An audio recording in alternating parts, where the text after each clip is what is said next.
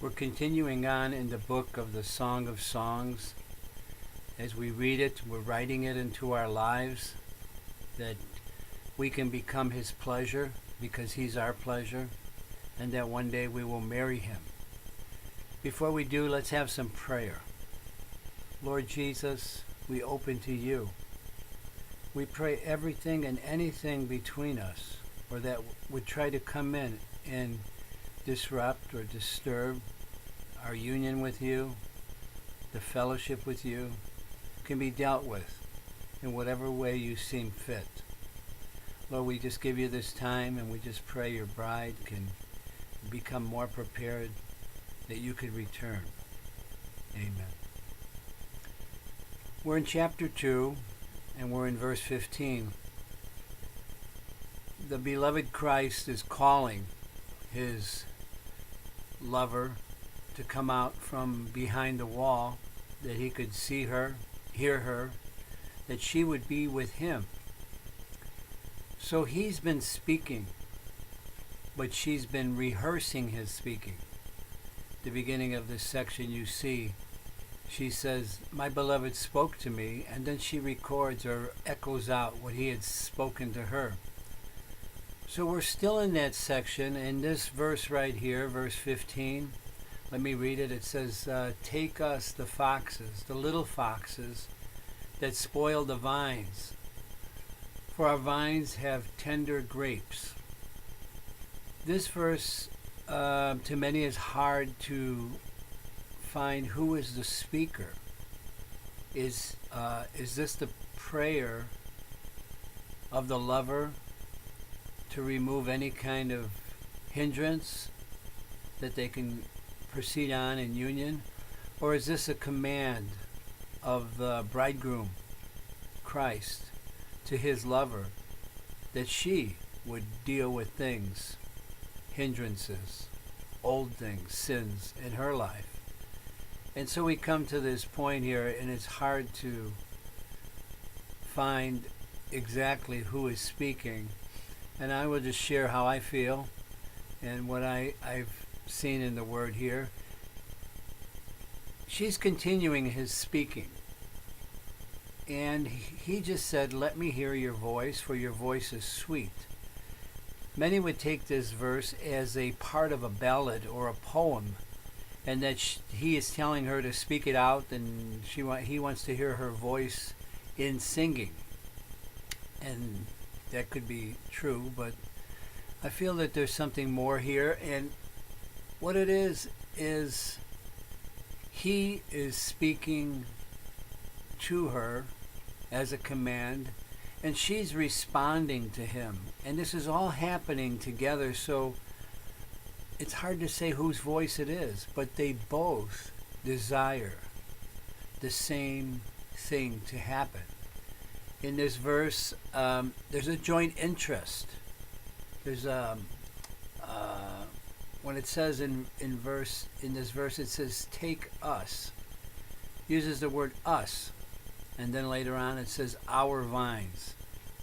So this verse expresses a joint interest, whether it's her praying or Him commanding or charging. It has the same, they both have entered into somewhat the same, or she's entered into His desire. And so her interest is becoming the same as His interest.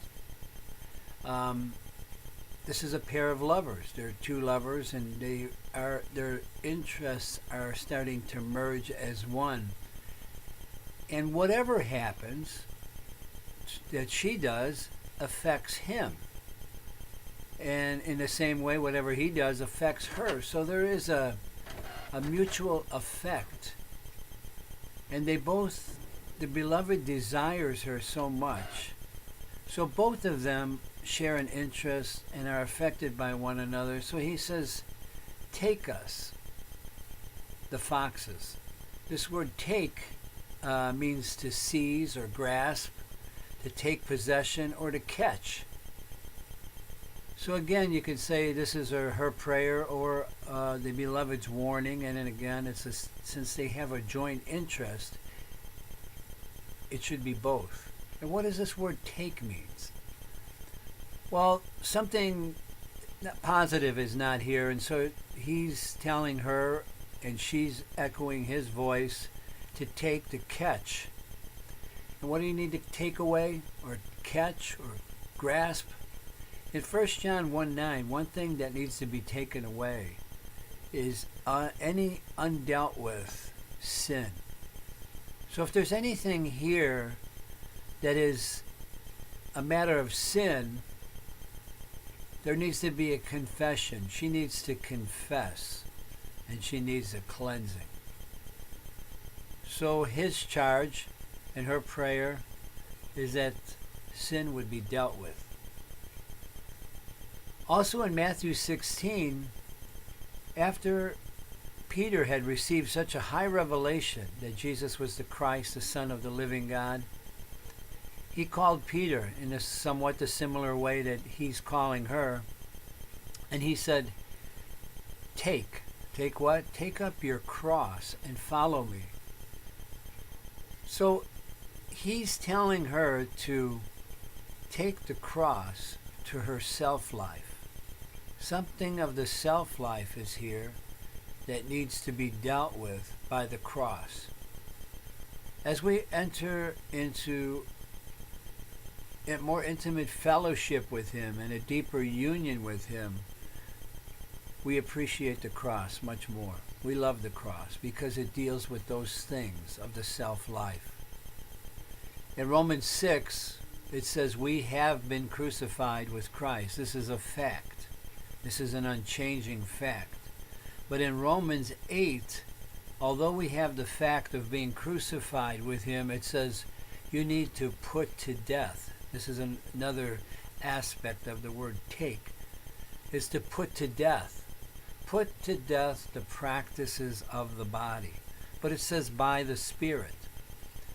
So many habits in our life are being built up, which come between us and our beloved Christ and are not fit for the marriage feast. So what do we need to do? We need to put those habits, those practices to death. So we need a confession, we need the cross, and we need the putting to death by the Spirit. In Hebrews 12:1, another aspect of taking is to lay aside every weight.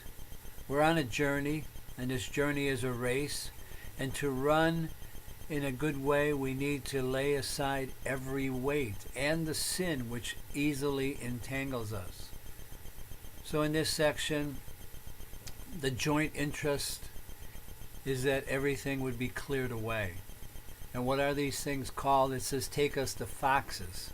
In this verse, the word fox is used twice.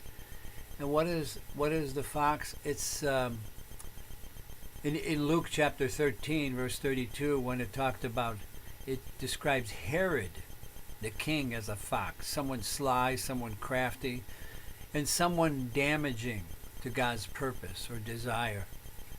These are destructive to the vineyard, these foxes. They gnaw, they break the tender branches, they dig hole, they bite at the roots, and they're just there as a hindrance to the growth. As you read through the Bible, especially I'll emphasize the New Testament, there are many evils that hurt the believer's growth in love relationship with their beloved bridegroom. And here are some. In Matthew 13, there's weeds. These weeds will choke the growth. In 2 Timothy chapter 2, it says that there's teachings. All teachings are not good. And it says that their teachings, these during the degradation, will spread like gangrene. John the Baptist called those that came out to the baptism vipers. There's people who are embodying the enemy. Others are wolves in sheep clothing, and then others are called lions. In Peter, there's a lion trying to devour, and then Paul said that Caesar was as a lion. These foxes can be considered in two ways. One is outwardly, they're intruders. They're false prophets, false teachers. Romans 16 says they come with smooth speech. They entice those who are not unsuspecting, and they cause divisions. And then there's also the inward foxes. These are the evil propensities. In Psalm 19, verse 12, it says they're called secret faults. So there's something secretly within our flesh desiring to damage our union and fellowship with our beloved Christ. In Romans 7, it says there's nothing good that dwells within the flesh. These foxes their only intention is to feed themselves and damage the root, the tender branches, and things that grow for his purpose and his delight. Then these foxes are called little foxes. They're small, they're young, they're unimportant. Many times the little foxes are there and we think they're so insignificant that we shouldn't even have any care for them. These are little sins or little growings. In Ecclesiastes 10:1, it says that there could be a fly in the perfume, and this will cause the perfume to have a bad smell. A little fly. Are there any little flies in my life? 1 Corinthians 5:6 says a little leaven will destroy the whole lump. Just as Achan stole the garment and stole some things, eventually the whole people of Israel was affected. Although this is little foxes, big sins are not excluded, although those are probably easier to detect. They're little evils that grow in our life, and if they're not taken care of, they will grow and become incurable. Maybe you've seen some brothers or sisters who love the Lord so much and they allowed a little thing in their life. Little thing became a bigger thing. Little thing became something incurable, and now they're living in the world, and you can't even tell that they're a believer and a lover of Christ. What are these little foxes? It's a little compromise. It's a little disobedience. It's a little neglect. Sometimes we say, well, I don't have time for the word today, or I don't have time for prayer, or I don't have time to be with him. Then that no, I don't have time turns into 2 days, 3 days. And then the little foxes begin to damage the fellowship, the relationship. Or a little indulgence. I'm going to just indulge in this a little bit. A little look at the internet and distracted with something turns into a habit, turns into a pleasure, turns into something that distracts us and hurts us from hearing the voice of the beloved. Eventually we become hardened. Little foxes, excuses. We can make excuses in following the Lord. You can see this in the New Testament. If we don't deal with these things, then they'll turn into big things. They'll steal our joy. In Nehemiah 4:3, it says that the enemy was saying, oh, if a little fox comes, it'll break down their wall. Little foxes will break down what's growing in us. Little foxes keep us from hearing the call of the beloved. When we begin to take our eyes off of him, when we begin to love him less, when we begin to come to his word less, the old life begins to manifest itself more and more. She thought it was over, but a little focus on herself, even on the good things which he has given, old life begins to manifest. If we're occupied with him, if we're in step with him, in step with his calling, his will, He'll deal with these kind of little foxes. He'll expose them and grant us the grace to deal with them. But even if you feel right now the little foxes have become big foxes and you feel distracted or away from him, you're listening to this because he wants you to come back. Thank him for the blood which forgives, it cleanses and forgives. Thank him for the cross that can deal in the root of bitterness. Thank him for this indwelling spirit within you, that you could put to death those practices and that you can just love him. These little foxes, that what they do is they spoil the vine. They corrupt, they destroy, and they'll break the vine. Later we find her in the vineyards in chapter 8, verse 5, and she's laboring in the vineyards and the vines. One thing that what happens with these vines is as we progress spiritually, it seems that dormant evils that have not arisen begin to show themselves again. And temptations begin to appeal to our passions, our imaginations, our desires. So oftentimes when we follow the Lord and we begin to progress with him, these evil things rise up again. So she says these things want to spoil the vines because there's a going on in her, there's a growth in her, there's a developing unto perfection for our vines. Again, she uses this word our as she used the word us.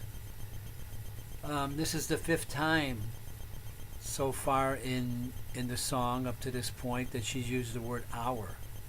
And it will be used more times, but this shows the mutuality. There's a joint interest, and there's nothing for herself alone. Our means union with him. This word vine also came up in chapter 1, verse 6, and what was happening there is those that were the keepers of the vineyard tried to distract her with busyness in the vineyard and tried to take her assigned portion and use something else to distract her from her assigned portion. This vineyard needs to be developed. This is the vine and the branches where we are connected to him in such a vital, living way, and we begin to produce fruit, which is just himself in us for the Father's glory. And these vines have tender grapes. That means they're beginning to blossom. It wasn't a grape yet, but this word means to blossom. And these blossoms are things that can be easily spoiled. Maybe they're young believers that can easily get discouraged. She's not perfect yet, but she's on her way. And tender blossoms are appearing in her life. So every little fox that comes needs to be dealt with, that these blossoms can produce fruit for her pleasure. As she follows the Lord, many new beginnings are happening in her. New territory in the revelation and experience of her beloved. So in conclusion to this verse, I like to say that in the beginning, in chapter 1, verse 6, she was distracted with other vineyards, but eventually she got through that and she began to take care of her own vineyard. Now there's an extreme here that she's taking care of her own vineyard to the point where she's neglecting the call of her beloved.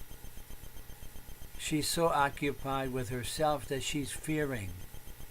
There's a fear there that she might lose the experience of his indwelling. So she hides behind the wall. So may we follow the Lord in such a way that we deal with anything and everything. Even our experience of him would not be something we hold on to, but we follow him absolutely.